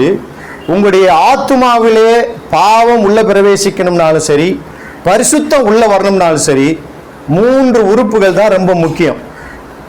கண்ணு, காது, வாய். கண்ணு, காது, வாய். இதுல பாருங்க, ஆதியாகம புஸ்தகத்தில் நம்ம எல்லாருக்கும் தெரியும், பிசாசு வந்து ஏவாள்கிட்ட இந்த பழத்தை முதல்ல என்ன பண்றான்? காட்டுறான். ஃபர்ஸ்ட் கண்ணில் பார்க்கறான். ரெண்டாவது சொல்றான், இதை புசிக்கும் நாளிலே நீங்கள் தேவர்களைப் போல ஆவீர்கள் என்று. ரெண்டாவது என்ன பண்றான்? காதுல கேட்கறான். மூணாவது தான் என்ன பண்றா? புசித்தான். உடனே என்ன உள்ள வந்துருச்சு? பாவம் உள்ள வந்துருச்சு. அதே போலதான் நீங்க இந்த பைபிள் வசனத்தை நல்லா போறீங்க, உங்க கண்ணாலேயே பார்த்து அதை படிக்கணும். நீங்க படிக்கிறத உங்க காது என்ன பண்ணணும்? கேட்கணும். இந்த 3 இதை படிக்கும் போது உங்க ஆத்துமாக்குள்ள ஞானம் வந்துவிடும், உங்க ஆத்துமாக்குள்ள பரிசுத்தம் வந்துவிடும். நீங்க வேற எங்கேயும் போய் பரிசுத்தத்தை தேட வேண்டாம். எப்படி ஒரு பிசாசு சொன்ன வார்த்தையை கண்டு கேட்டு புசித்தாலோ உடனே பாவம் உள்ளே வந்ததோ, அதே போல இந்த தேவ வார்த்தையை கண்ணால கண்டு வாயால படித்து காதால கேட்டு நீங்கள் ஆத்துமாவுக்கு அனுப்பும் பொழுது ஞானம் உங்களுக்கு தன்னால வரும். அதனாலதான் சொல்லுது நீதிமன்றம் 4ஆம் அதிகாரத்துக்கு மறுபடியும் வாங்க. 6வது வசனம் படிங்க. அதை என்ன பண்ணக்கூடாதான்? படிங்க. அதை விடாத. எதை விடக்கூடாது சொல்லுங்க? விடக்கூடாது, தொடர்ந்து பிடித்துக் கொள்ளணும். அது என்ன பண்ணும் பாருங்க. அது உங்களை விடாம நீங்க பிடிச்சுக்கிட்டீங்கன்னா உங்களை தற்காக்கும். அதன் மேல என்னவா இருக்கணுமா? எப்படி இருக்கணுமா? ஒவ்வொருத்தங்களுக்கு ஒவ்வொரு பிரியம் இருக்கு இல்லைங்களா? பிரியம் இருக்குதா இல்லையா? ஜோனாவுக்கு என்ன பிரியம் சொல்லு? அடுத்த வருஷம் இதே மாதிரி ஸ்கூல் லீவுன்னு விட்டாங்கன்னா எங்களுக்கு ரொம்ப சந்தோஷம் இருக்கு, தோத்திரம் இல்லைப்பா. போர் அடிச்சு போச்சு அவங்களுக்கு, எப்படா ஸ்கூலு திறப்பாங்க அப்படின்ற அளவுக்கு ஆகிப்போச்சு. ஒவ்வொருத்தவங்களுக்கு ஒரு பிரியம் இருக்குது இல்லையாம்மா? எல்லாருக்கும் ஒரு பிரியம் இருக்குதா இல்லைங்களா? பிரியம் அட்லீஸ்ட் பிரியம் மற்றது இல்லைன்னா கூட நம்ம பிள்ளைகள் மேல நமக்கு என்ன உண்டு? பிரியம் உண்டு, பாசம் உண்டு. அப்போ பிரியம் எதுல பிரியம் இருக்கணுமா? ஞானத்திலே என்னவாயிருங்கள்? பிரியமாயிருங்கள். அது உன்னை என்ன பண்ணும்? காத்துக்கொள்ளும். ஞானமே முக்கியம். ஞானத்தை சம்பாதி. என்னத்தை சம்பாதிச்சாலும் நல்லா கவனிங்க, புத்தியை சம்பாதி. உலகத்தையே சம்பாதிச்சாலும் வேதம் சொல்லுகிறது, தன் ஜீவனை நஷ்டப்படுத்தினால் அவன் ஆத்மாவுக்கு லாபம் என்ன? உலகமே நீங்க சம்பாதிக்கலாம், ஆனா ஜீவனுக்கு கிறிஸ்து இல்லைன்னா வேஸ்ட். அது உன் தலைக்கு எப்படி இருக்குமா? அலங்காரமான முடியை கொடுக்கும். முடின்னு சொன்னா கிரீடத்தை குறிக்கும். அது மகிமையான கிரீடத்தை உனக்கு என்ன பண்ணும்? சூட்டும். 13ஆம் வசனம் படிங்க. இல்ல 11ஆம் வசனம். ஞான மார்க்கத்தை நான் உனக்கு போதித்தேன், செவ்வையான பாதைகளிலே உன்னை நடத்தினேன். நீ அவைகளில் நடக்கும்போது உன் நடைகளுக்கு என்ன உண்டாவதில்லை? இடுக்கண் உண்டாவதில்லை. இடுக்கன்னா என்னது? இடுக்கண் வருங்கால் நகுக அப்படின்னு வள்ளுவர் சொல்றார். அதனாலதான் அந்த குறளை நாங்க படிக்கிறது இல்லைங்க. துன்பம் உன் வாழ்க்கையில் வர்றதே கிடையாது. அவைகளில் ஓடினாலும் நீ என்ன பண்ண மாட்டாய்? இடற மாட்டாய். புத்திமதியை உறுதியாய் பற்றிக்கொள், அதை விட்டு விடாதே, அதை காத்துக்கொள், அதுவே உனக்கு ஜீவன். 20ஆம் வசனம் பாருங்க. என் மகனே, என் வார்த்தைகளை கவனி, என் வசனங்களுக்கு உன் செவியை சாய். அவைகள் உன் கண்களை விட்டு என்ன பண்ணக்கூடாதான்? பிரியவே கூடாது, பிரியவே கூடாது. எனக்கு தெரிஞ்ச ஒரு ஐயா தெரியும். அந்த வயசு, அந்த மனுஷனுக்கு 80 வயசு ஆச்சு. ஆனால் பாக்கெட்டில் ஒரு சின்ன பைபிள் வச்சுருப்பாரு, ஹேண்ட்பேக்குள்ள ஒரு பைபிள் வச்சுருப்பாரு, அப்புறம் சின்ன சின்ன வசனங்கள் நல்லா பெருசு பெருசாக எழுதி வச்சுருப்பார். போகிறப்பெல்லாம் எல்லாருக்கும் கொடுக்குறாரு பாருங்கள், எல்லாருக்கும். அப்போ அவருக்கு பாருங்கள், அந்த வயசில் அவர் ஊழியம் செய்யணும் தேவையே கிடையாது. அவருக்கு அந்த வசனத்தை எப்படியாவது எல்லாருக்கும் சொல்லணும். நீங்கள் சொல்கிறீங்களோ இல்லையோ, உங்கள் கண்ணு எங்கே பார்த்தாலும் என்ன தெரியணும்? வசனம் இருக்கணும். அவைகளை உன் இருதயத்துக்குள்ளே என்ன பண்ணு? இருதயத்துக்குள்ளே காத்துக்கொள். என்னைக்கோ பார்த்த ஒரு காரியம் நம்ம மனசை விட்டு விலகாமல் இருக்கும், பார்த்துருக்கீங்களா? சின்ன வயசில் தோத்திரம் எனக்கு ரொம்ப ஞாபகம் இருக்குது. தோத்திரம் நான் 7வது படிக்கும்போது தான் நினைக்கிறேன். என் ஃப்ரெண்டு, வாடா தென்னை மரத்து கல் இறக்கி தரேன், குடிக்கிறாங்களாம், வாடா அப்படின்னா. சோத்திரம் ஆற்றை தாண்டி 2 கிலோமீட்டர் தாண்டி ஆற்றுக்கு போனேன். பார்த்தா அந்த கல் இறக்கும்போது தோத்துறேன். சரி எப்படி தான் இருக்குது, குடிச்சு பார்க்கலாமேன்னு போனால் அவன் அந்த பானையிலிருந்து இறக்குனதை பார்த்தேன். பள்ளி பாய்ச்சான் பூரேன் எல்லாம் சித்து கிடந்துச்சு. அடப்பாவிலா இதையாடா குடிக்கிறீங்கன்ட்டு ஒற்றே ஓட்டமாக ஓடி வந்துட்டேன். இன்னுமே என் மனசில் அன்னைக்கு அது மனசில் என்னை பதிஞ்சிச்சு. ஆகா, இந்த கன்றாவே எப்படா குடிக்கிறது அப்படின்னு. குடிக்கிற ஃப்ரெண்ட்ஸுங்க எனக்கு இன்னைக்கு இருக்கிறாங்க, ஹை கிளாஸில் குடிக்கிறாங்க. அவன் குடிக்கிறதெல்லாம் நீங்கள் நானும் 1 மாதம் நம்முடைய ப்ரொவிஷன் சார்ஜே ஒரே நாளில் குடிக்கிறவன்லாம் இருக்கிறான். தோத்திரம். ஆனால் அவன் குடிக்கிற அவ்வளவு காஸ்ட்லியாக குடிக்கிறவனையும் பார்க்குறேன், குடிச்சுட்டு அப்படின்னு தான் சொல்கிறான். எவனுமே சந்தோஷமாக குடிச்சிட்டு ஜாலியாக, அது எவ்வளோ பெரிய காஸ்ட்லி சரக்கை குடித்தாலும் அவன் மூஞ்சி எப்படி தான் போகுது? இந்த பெல்சாத் சார் மூஞ்சி போன மாதிரி கோணலாக தான் போகுது. அதை எதுக்கு குடிக்கிறாங்கன்னு தெரில. கன்றாவி. கர்த்தருக்கு ஸ்தோத்திரம். எதுக்கோ வந்தேன், எதுவோ போகுது. இருதயத்துக்குள்ள என்ன பண்ணு? காத்துக்கொள்ளு. அவைகளை கண்டுபிடிக்கிறவளுக்கு அவைகள் என்ன உண்டாம்? ஜீவனும் அவர்கள் உடலுக்கெல்லாம். ஆரோக்கியத்தை குறித்து சொல்றதுக்கு வந்து. ஏன் ஆரோக்கியம் இல்லை? ஒரு சின்ன தண்ணி மாத்தி குடிச்சாலே உடனே நச்சு நச்சுன்னு தும்முறோம். எதிர்ப்பு சக்தி இல்லை, இம்யூனிட்டி பவர் இல்லைங்கிறான். உடம்புல ஆரோக்கியம் இல்லை. சோத்திரம். காலையில் எந்திரிச்சு என்னைக்கா நீச்சல் தண்ணி குடிச்சிருக்கீங்களா? நீச்சல் தண்ணினா அப்படின்னா என்னன்னு கேட்குறீங்களா? தமிழ் அகராதியில் போய் பாருங்க, நீச்சல் தண்ணினா என்னன்னு பாருங்க. தோத்திரம். சாதத்தை நைட்டு ஊற வச்சு காலையில் இருந்துச்சு. இன்னைக்கு அது லண்டனில் 200 பவுண்டு ஒரு டம்ளர் நீச்சல் தண்ணி. தெரியுமா உங்களுக்கு? லண்டனில் குடிக்கிறாங்க. என்ன குடிக்க? அதுக்கு பேர் என்ன தெரியுமா? ஊட்டச்சத்துன்னு போடுறான். நம்ம ஒரு கஞ்சி தண்ணியை லண்டனில் 200 பவுண்டு கொடுத்து வாங்கி குடிக்கிறான். அவனுடைய பர்கரையும் பீஸாவையும் பச்சாவையும் அதையும் நம்ம தின்னுட்டு உட்காந்துட்டு இருக்கோம். அப்புறம் ஏன் எதிர்ப்பு சக்தி வராது? கூழு குடிச்சிருக்கீங்களா? கூழு, கம்பங்கூழ். ஆடி மாசம் ஊத்துற கூழ் இல்லை, கேப்பங்கூழ், கம்பங்கூழ். தோத்திரம். இன்னும் மக்காச்சோளத்தில் ஒன்று கூழ் செய்வாங்க. அதெல்லாம் சாப்பிடணும். நம்ம என்ன பண்ணுறோம்? அரிசியை நல்லா பாலிஷ் பண்ணி நைஸ் ரைஸாக கொடு, நைஸ் ரைஸாக கொடுன்றோம். அது ஃபுல்லாக சுகருங்கிறான். அந்த காலத்துலலாம் குந்தானியில் போட்டு என்ன பண்ணுவாங்க? குத்தி குத்தி அந்த சிவப்பு அரிசியாக சாப்பிடுவாங்க. எங்கள் அம்மா சொன்னாங்க, முத நாள் தான் கருது கட்டு தூக்கிட்டு வருவாங்களாம்.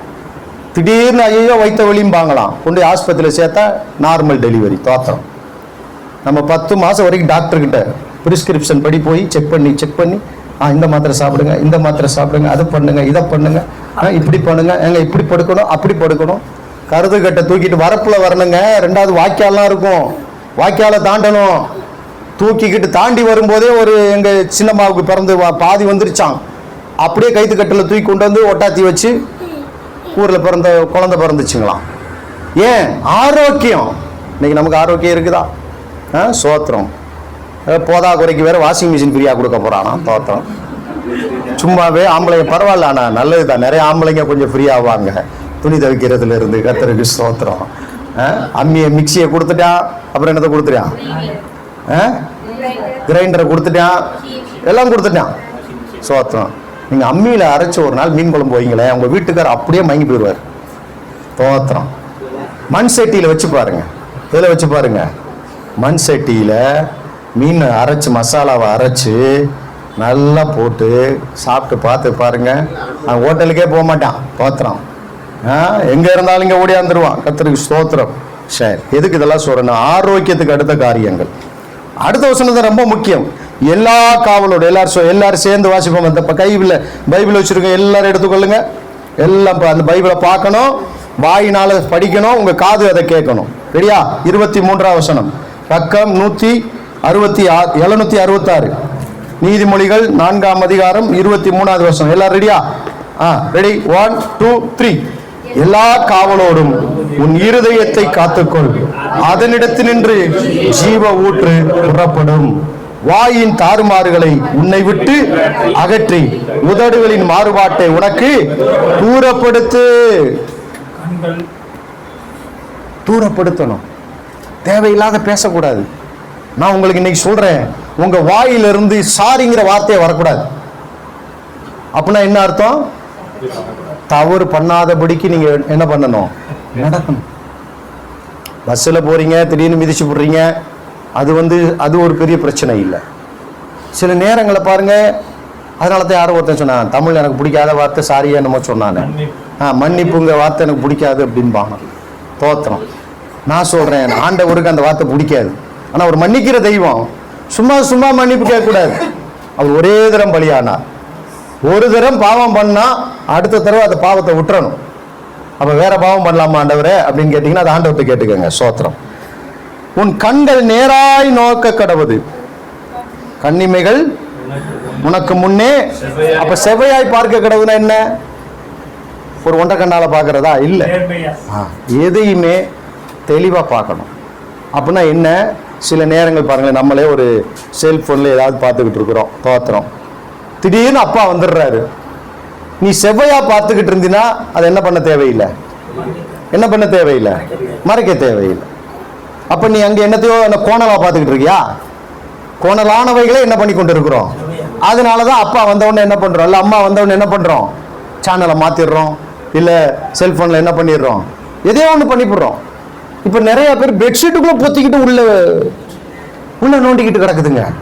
தோத்திரம். நன்றாக புரிந்து கொள்ளுங்கள். 10 நாள் உங்க பழக்கத்தை என்ன பண்ண முடியும்? மாற்ற முடியும், கர்த்தருடைய கிருபையினால. ஒரு ஆமென் சொல்லுங்க. நல்லா கவனிங்க, இந்த ஞானம் ரொம்ப முக்கியம். நீதிமொழி 30ஆம் அதிகாரத்துல சபைக்கு ரொம்ப பிடிச்ச வசனம், பெரிய பெரிய பரிசுத்தவான்களுக்கு ரொம்ப பிடிச்ச வசனம். 7வது 8வது வசனத்தை படிங்க. ஒருத்தன் ஜெபம் பண்றான், ஆண்டவரே உம்மிடத்துல 2 மனு கொடுக்கிறேன். எத்தனை மனு கொடுக்கிறேன்? ஆமா, கர்த்தர் இடத்துல மனு கொடுத்துருக்கிறான். இப்ப நம்ம எம்எல்ஏ அமைச்சர்கிட்ட கொடுக்குற மாதிரி, ஆண்டவரே உம்மிடத்துல 2 மனு கொடுக்கிறேன், கேட்கிறேன். ஒண்ணு என்னது? பொய் வசனிப்பையும் மாயையும் பொய் வசனிப்பையும் எனக்கு என்ன பண்ணு? தூரப்படுத்து. 2வது தரித்திரத்தையும் ஐஸ்வர்யத்தையும் எனக்கு கொடாதை. ஏன்? அதுக்கு விளக்கம் சொல்றான். ஏன் தரித்திரத்தை ஐஸ்வர்யத்தையும் கொடக்கூடாதான்? ஐஸ்வர்யம் கொடுக்கறதுனால நான் பெருமை அடைஞ்சு உன்னை என்ன பண்ணிடுவேன்? மறந்து போயிடுவேன். யாருன்னு கேட்டாலும் கேட்டுருவேன்பா. தரித்திரம் கொடுத்தீங்கன்னா திருடுறது மூலம் நாமத்தை வேஸ்ட் பண்ணிடுவேன். இது சபைக்கு ரொம்ப ரொம்ப ரொம்ப ரொம்ப முக்கியமான வசனம். நானும் ஒரு காலத்துல இதெல்லாம் சொல்லி செபிச்சிருக்கிறேன். அப்புறம்தான் யோசித்தேன், இது எப்படா அது நமக்கு எப்படி செட் ஆகும்? தரித்திரத்தையும் கூடாது, ஐஸ்வர்யத்தையும் கூடாதுன்னா அன்னன்னைக்கு அளந்து போஷிக்கணும்னு சொன்னா ஸ்கூல் ஃபீஸ் எப்படி கட்ட முடியும்? அன்னன்னைக்கு ஒரு அரைப்படி அரிசி இருந்தா போதும், 3 வேளை சாப்பிடுவோம். ஸ்கூல் ஃபீஸ் கட்டணும் 70,000 ரூபா. கிஃப்ட், அதுக்கு வேற டொனேஷன் எவ்வளவு கேட்கறான்? எல்கேஜி போய் சேர்றதுக்கு 50,000 ரூபா கிஃப்ட் கேட்கறான். ஒரு 5,000 ரூபா குறைக்கிறதுக்கு படாத பாடுபட வேண்டியிருக்கு. ஃபீஸ் 50,000 ரூபா, டொனேஷன் 50,000 ரூபா. அப்ப அன்னன்னைக்கு அளந்து போஷித்தா அதை கட்ட முடியுமா? அப்ப அந்த அர்த்தத்துல, எந்த அர்த்தத்துல சொல்லியிருக்காங்க? அந்த சொன்னவன் யாரு? 2வது வசனம் படிங்க. இதை எழுதின இந்த மனு போட்டவன் யாரு, அதை படிக்கணும். நம்ம ஒரு வசனத்தை புடிச்சுக்கிட்டு எவ்வளவு பரிசுத்தமான வசனம் நிறைய பேர் பிரசங்கம் பண்ணிக்கிட்டு இருக்கிறோம். நானும் கூட பண்ணியிருக்கிறேன் 15 வருஷத்துக்கு முன்னாடி. இந்த மனு போட்டவன் யாரு? அவன் சொல்றான், நான் யாரு? ஐ ஆம் எ ஃபூல், நான் ஒரு மூடன். என்ன புத்தி இல்லையா? நல்லா கவனிங்க, மனுஷருக்கு ஏற்ற புத்தி அப்படின்னா ரட்சிக்கப்பட்ட மனுஷனுக்கு ஏற்ற புத்தி எனக்கு இல்ல. நான் ஞானத்தை கற்கவும் இல்ல, பரிசுத்தரின் அறிவை என்ன பண்ணல, அதனால இந்த மனுவை போடுறான். தேவனை அறிந்து கொள்ளாததுனால இந்த மனுவை போடுறான். ஆண்டவரே எனக்கு தரித்திரமும் வேண்டாம், பணமும் வேண்டாம், அண்ணனுக்கு என்ன பண்ணி கொடு, பிச்சைக்கார மாதிரி எனக்கு எப்ப கொடுத்தா நான் சாப்பிட்றேன் அப்படின்னு சொல்றான். இதை கேட்டவன் யாரு? ஞானவான் இல்லை, அவனே சொல்றான் நான் ஒரு, அப்படிதானே போட்டிருக்குமா? இங்கிலீஷ்ல எப்படி போட்டிருக்கு? இங்கிலீஷ் இருக்கா? படி, இங்கிலீஷ்ல படி, நல்லா இருக்கும் பாரு. 30ஆம் அதிகாரம், Proverbs 30:2. சீக்கிரம் படி, சீக்கிரம் படி.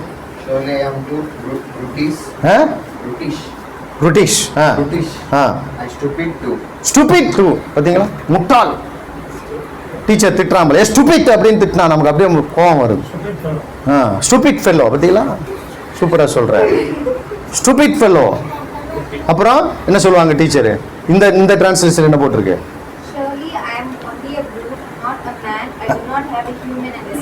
ரெண்டாவது வருஷம்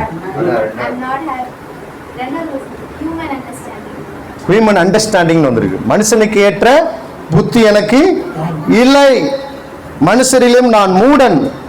அப்ப என்ன அர்த்தம்? கர்த்தர் அறிந்து கொண்டா எவனுமே ஐஸ்வர்யம் வேண்டான்னு சொல்ல மாட்டான். ஏன்? கர்த்தர் எப்படிப்பட்டவர்? 2 கொரிந்தியர் 8ஆம் அதிகாரம் 9ஆம் வசனம் சொல்லுகிறது, அவர் ஐஸ்வர்ய சம்பனராக இருந்தும் நமது நிமித்தம் அவர் என்னவானார்? தரித்திரரானார். நாம் ஐஸ்வர்யவான்களாகும்படி அவர் தரித்திரரானார். அப்படின்னா என்ன? ஐஸ்வர்யவான் ஆக்குவது தேவ சித்தம் என்றால் அதை கொடுப்பதும் தேவ சித்தம். தேவனை குறித்த அறிவில்லாதவன் எழுதின மனு இது. இந்த மனு வச்சுக்கிட்டு நிறைய பேர் பிரசங்கம் பண்ணிட்டு இருக்கிறாங்க. அப்ப ஞானம் இல்லை, தேவனை பரிசுத்தரை அறிந்து கொள்ளத்தக்க அறிவு எனக்கு என்ன கிடையாது அப்படின்றான். அதனாலதான் பவுல் சொல்றாரு பிலிப்பியர் 3ஆம் அதிகாரத்துல, லாபமான அனைத்தையும் நஷ்டம் என்று எண்ணுகிறேன், என்ன செய்கிறேன் பாருங்க. 3ஆம் அதிகாரம் 7வது வசனம் படிங்க. பிலிப்பியர் நல்ல கவனிங்க, இயேசு கிறிஸ்துவை அறிகிற அறிவுக்காக எதெல்லாம் அவனுக்கு லாபம் மேல சொல்லி இருக்கிறான்.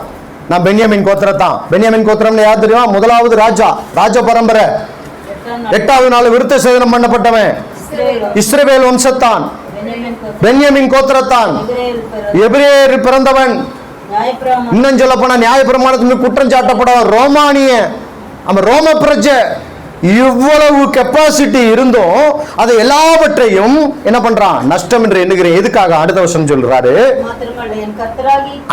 என் கர்த்தராகிய கிறிஸ்துவை அறிகிற அறிவுக்காக. ஒரு ஆமென் சொல்லுங்க.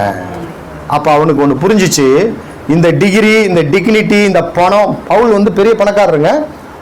எபேசு பட்டணத்துல அவங்க அப்பாவுக்கு பெரிய பெரிய ஃபார்ம்ஸ் எல்லாம் இருந்துச்சுன்னு சொல்றாங்க, கப்பல் ஓடிச்சுன்னு சொல்றாங்க. அவ்வளோ பெரிய பணக்காரர் அவரு. கமாலியல் பாதத்துல படிச்சவர், நியாயப்பிரமாணத்தை கரைச்சு குடிச்சவர், நியாயப்பிரமாணத்தின்படி குற்றம் சாட்டப்படாத மனுஷன், அவ்வளவு பெர்ஃபெக்டா வாழ்ந்த மனுஷன். இப்போ ஒன்னு சொல்றான், இயேசுவை பார்த்தவனே இதெல்லாம் குப்பையா நினைக்கிறான். அல்லேலூயா.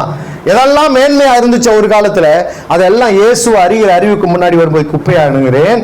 தொடர்ந்து வாசிங்க. எல்லாவற்றையும் நஷ்டம் என்று எண்ணிக்கொண்டிருக்கிறேன். நான் கிறிஸ்துவை ஆதாயப்படுத்திக் கொள்ளும்படிக்கும் நியாயப்பிரமாணத்தினால் வருகிற சுய நீதியை உடையவனாயிராமல் கிறிஸ்துவை பற்றும் விசுவாசத்தினால் வருகிறதும் விசுவாசம் மூலமாய் தேவனால் உண்டாயிருக்கிறதுமான நீதியை உடையவனாயிருந்து கிறிஸ்துவுக்குள் இருக்கிறவர் என்று காணப்படும்படிக்கும் இப்படி நான் அவரையும் அவருடைய உயிர்த்தெழுதலையும் வல்லமையும் அவருடைய பாடுகளின் ஐக்கியத்தையும் அவருடைய மரணத்துக்கு ஒப்பான மரணத்துக்குள்ளாக. பாருங்க எப்படி எல்லாம் சொல்றாரு பாருங்க. எதெல்லாம் அறிந்து கொள்ளணும் அவர் விரும்புறாரு பாருங்க. உயிர்த்தெழுதலை அறிந்து கொள்ளணும், பாடுகளை குறித்து அறிந்து கொள்ளணும். அப்புறம் மரித்தோர்ந்து உயிரோடு எழுந்திருப்பதற்கு தகுதியாகும்படிக்கு அவருக்காக எல்லாவற்றையும் நஷ்டம் என்று விட்டேன், குப்பையுமாக எண்ணுகிறேன்.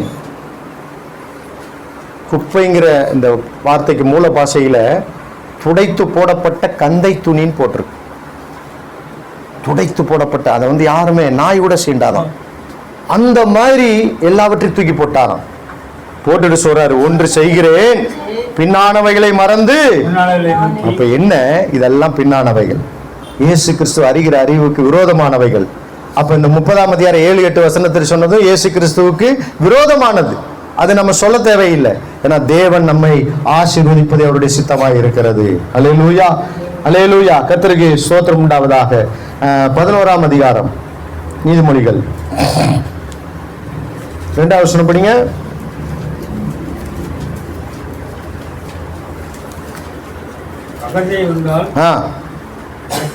லட்சியை உண்டாக்கும், தாழ்ந்த சிந்தை உள்ளவர்களுக்கும் என்ன உண்டு? இப்ப அப்படியே தானியேல் 5க்கு வாங்க. இந்த வசனத்தை அப்படியே வச்சுக்கோங்க. அகந்தை உண்டானால் லட்சை அடையும், தாழ்ந்த சிந்தை உள்ளவர்களுக்கோ ஞானம் கிடைக்கும். இங்க 5ஆம் அதிகாரத்துக்கு வாங்க. இவன் என்னாச்சு? இவன் சொல்றான் பாருங்க. 20வது வசனம் படிங்க. இவனுக்கு பிரச்சனை வந்தது காரணம் என்ன? அவனுடைய இருதயம் என்னவாயிடுச்சுங்க? மேட்டிமையாகி விட்டது. அதனாலதான் பாருங்க, இருதயத்தை எல்லா காவலோடு என்ன பண்ணணுமா? காத்துக்கொள்ளணும். நம்முடைய எல்லா காரியமும் ஜெயமாய் நடப்பதற்கு பேசிக் ஃபண்டமெண்டல் நம்முடைய இருதயம்.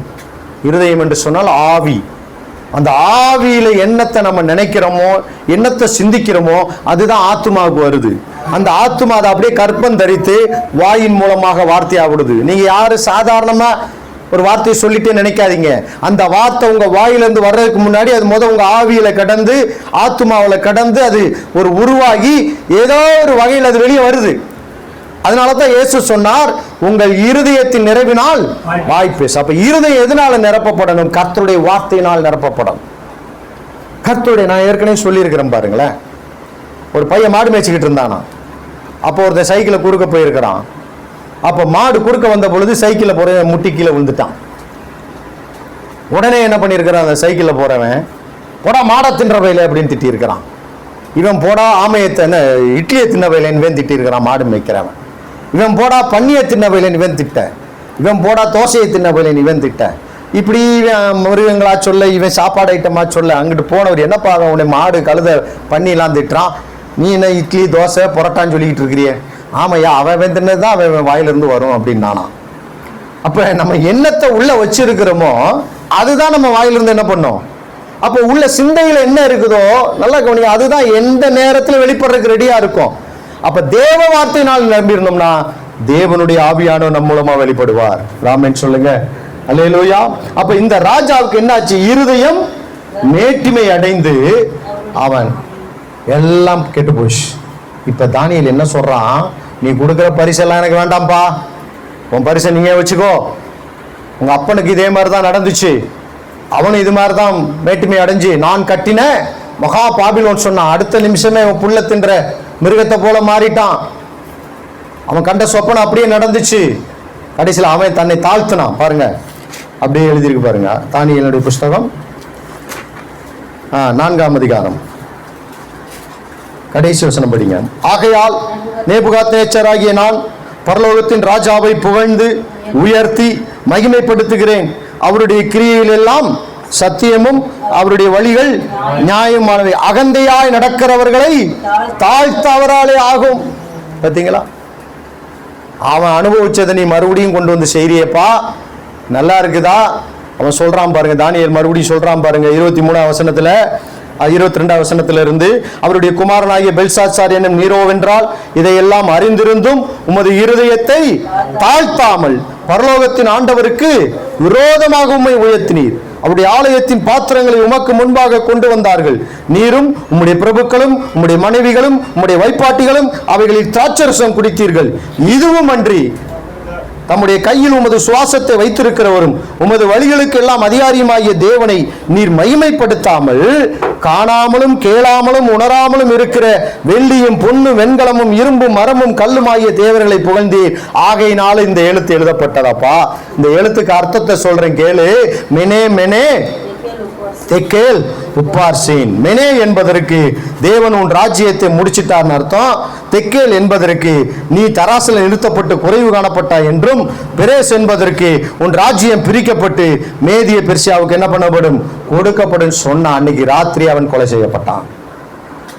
உண்மையான தேவனுடைய பிள்ளைகளே, இந்த ஞானம் தானியேலுக்குள்ளே இருந்தபடினாலதான் நேபுகாத்நேச்சார் காலத்திலையும் அரசாண்டான், பெல்சாத்சார் காலத்திலையும் அரசாண்டான், தரியு ராஜாவின் காலத்திலையும் தானியேல் அரசாண்டான். அல்லேலூயா.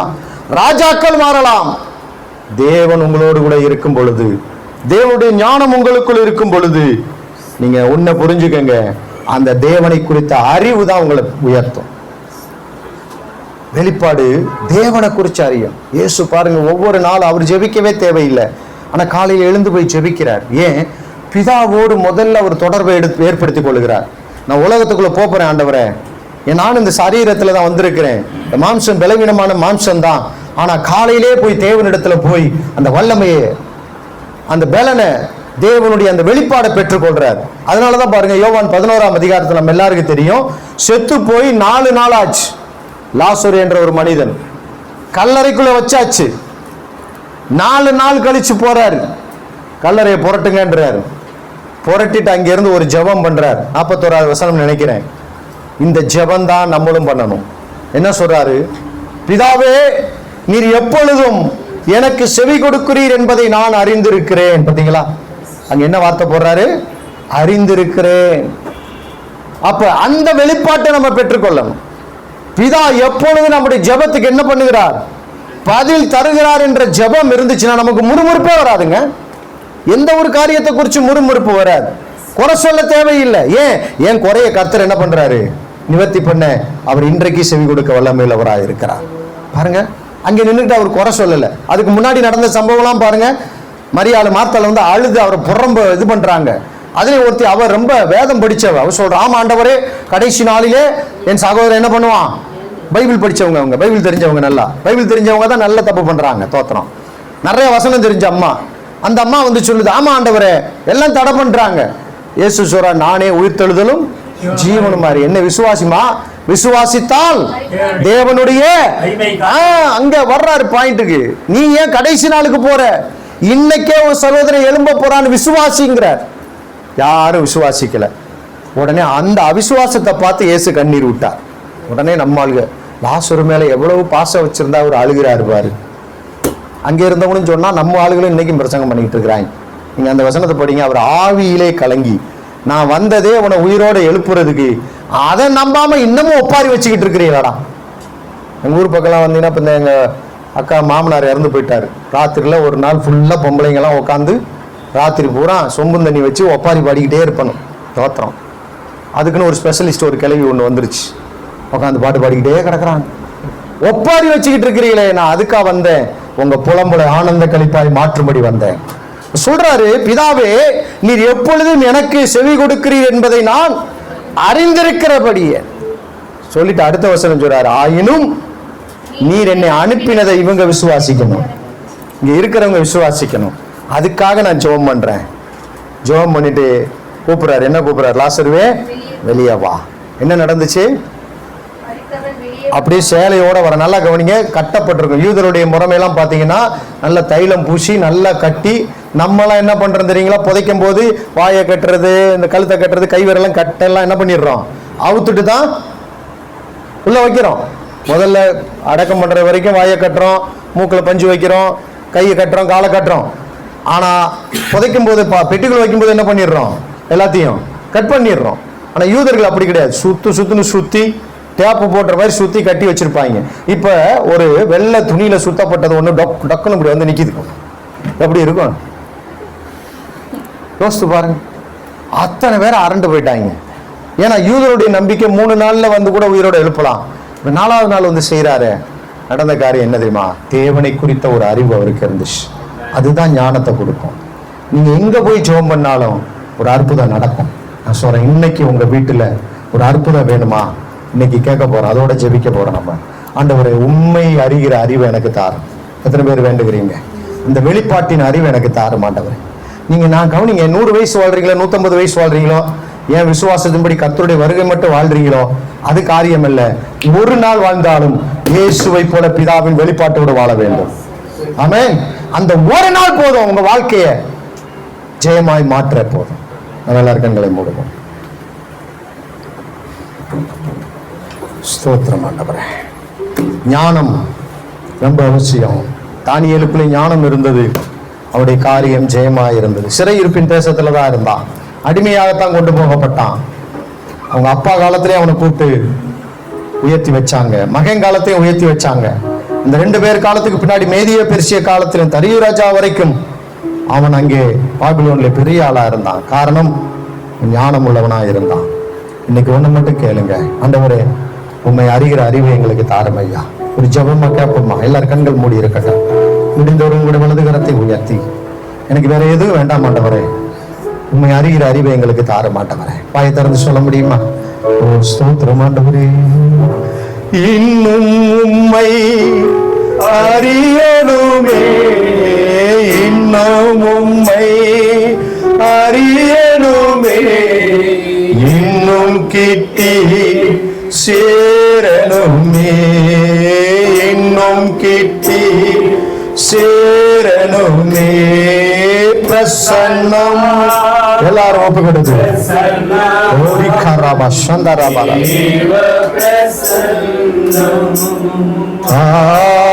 பிரசன்னம் பிரசன்னம் தேவ பிரசன்னம், இன்னும் உம்மை அறியணுமே, இன்னும் உம்மை அறியணுமே, இன்னும் கிட்டி சேரணுமே. சொல்லுங்க,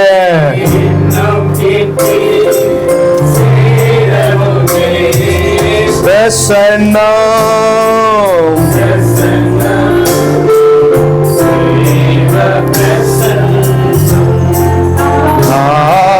பிரசன்னம் பிரசன்னம் தேவ பிரசன்னம், கரம் பிடித்த நாயகரே, கரம் பிடித்த நாயகரே, கைவிடாத தூயவரே, கைவிடாத தூயவரே, பிரசன்னம்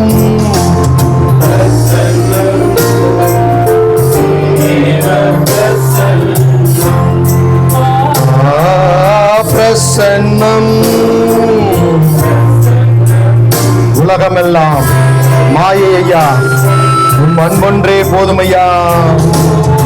உலகமெல்லாம் மாயையா, உலகமெல்லாம் மாயையா, உம் அன்பொன்றே போதுமையா, உம் அன்பொன்றே போதுமையா. பிரசன்னம்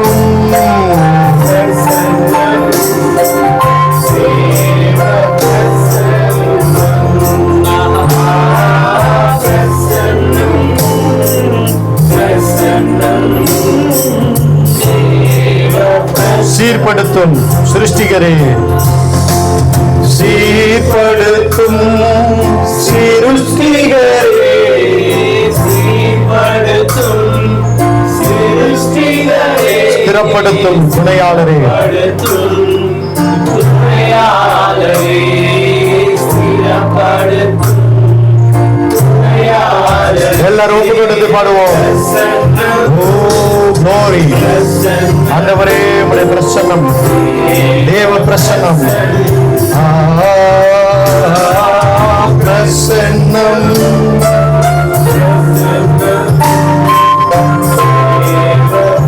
பலப்படுத்தும் போதகரே, நிலைநிறுத்தும் நாயகரே,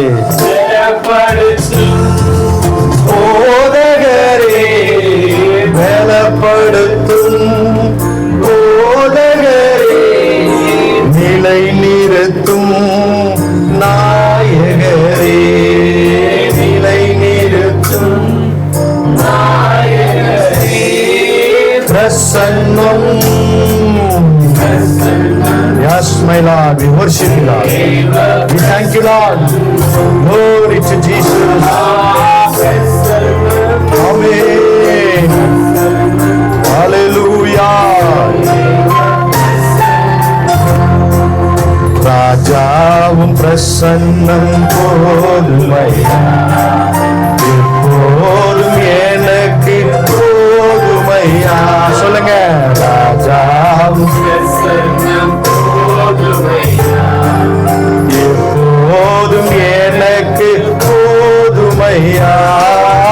பிரசன்னம்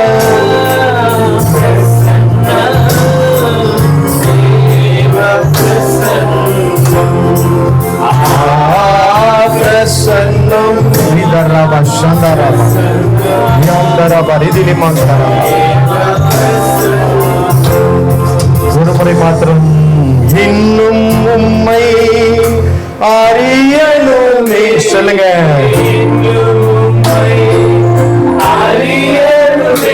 இன்னும் கிட்டி சேரணுமே. சொல்லுங்க. இன்னும் கிட்டி சேர, இன்னும் உம்மை அறியணுமே. இன்னும் உம்மை அறியணுமே.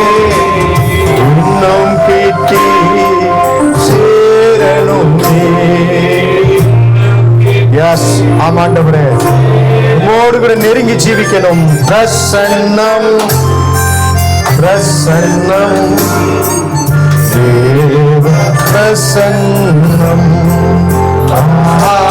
பிரசன்னம்